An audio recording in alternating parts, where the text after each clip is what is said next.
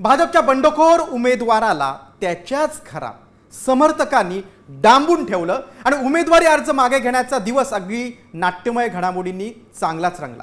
उमेदवारी अर्ज माघारीची भीती असल्यामुळे समर्थकांनी काय रणनीती आखली आहे पाहूयात या स्पेशल रिपोर्टमधून।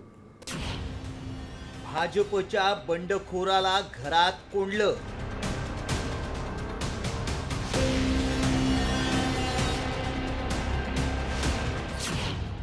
माघारीची भीती, समर्थकांची रणनीती।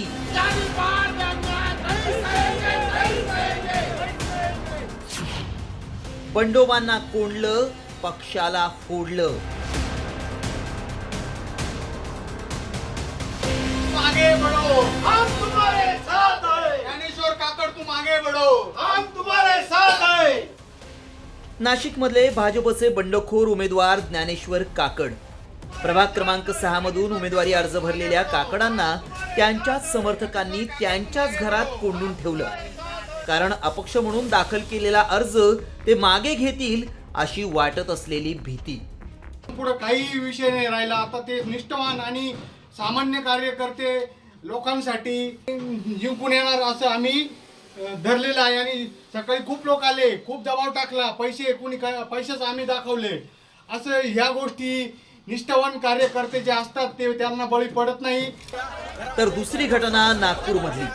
प्रभाग क्रमांक 13 मध्ये भाजपनं किसन गावंडे आणि विजय होले या दोन उमेदवारांची नावं एबी फॉर्मवर दिली होती। ऐन वेळेस भाजपनं किसन गावंडेंना अर्ज मागे घेण्यास सांगितल्यानं गावंडे समर्थकांनीही त्यांना त्यांच्याच घरात कोंडून आक्रमक पवित्रा घेतला।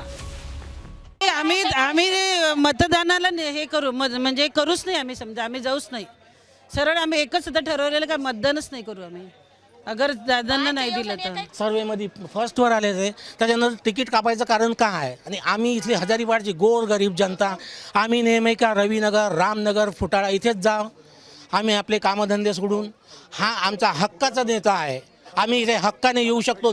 दरम्यान समर्थक एवढे ठाम होते की त्यांच्या मनोधरणीसाठी थेट भाजप नेत्यांनी गावंडेंचं निवासस्थानच गाठलं।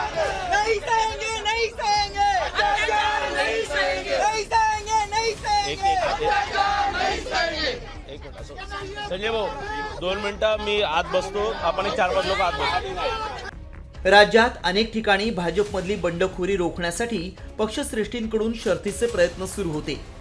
अशातच या दोन्ही घटनांमुळे समर्थकांचा पक्षावरील रोष उघड झालाय। काहींनी पक्षनिष्ठा राखत उमेदवारी अर्ज मागे घेतलेले असले तरी अनेक ठिकाणी बंडखोरांनी पक्षाच्या आदेशाला धुडकावून लावलंय।